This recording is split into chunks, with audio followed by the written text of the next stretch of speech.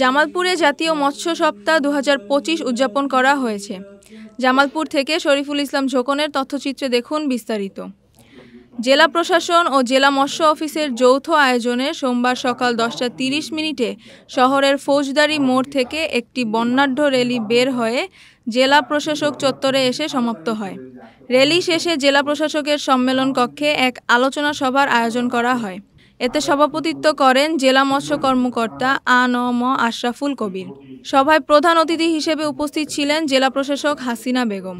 আলোচনা সভায় কৃষিবিদ জাকিয়া সুলতান, জেলা সিনিয়র তথ্য অফিসার মোহাম্মদ জালাল উদ্দিন, সদর উপজেলার সিনিয়র মৎস্য কর্মকর্তা মোহাম্মদ সিরাজুস সালেহীন ও সফল মৎস্য চাষী মোহাম্মদ নজরুল ইসলাম বক্তব্য রাখেন। কয়েকটা জায়গায় পুকুর খনন কার্যক্রমের কথা এসেছে। এখন আসলে যদিও বা আমাদের সুরক্ষিত যে অনেকগুলো খাল বা পুকুর ছিল, কালের পরিক্রমায় এগুলা কিন্তু বিভিন্ন ব্যক্তির দখল বেদখল এবং মানুষ জনপদে, যেটা আল্লাহর পক্ষ থেকে এত নিয়ামত আল্লাহ সকলে কিন্তু ভাবে পৃথিবীতে সৃষ্টি করেছেন, কেন যদি মানুষ হিসাবে আমরা এগুলার অপব্যবহার করি।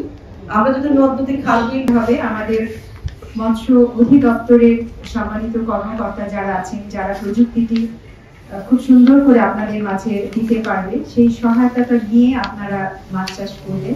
মাছের উৎপাদন দিন দিন বৃদ্ধি পাচ্ছে, সে তুলনায় উন্মুক্ত জলাশয়ের উৎপাদন বাড়ছে না। আমাদের নদী, হাওর, বিল, লবণবন্যের মতো উন্মুক্ত জলাশয় রয়েছে।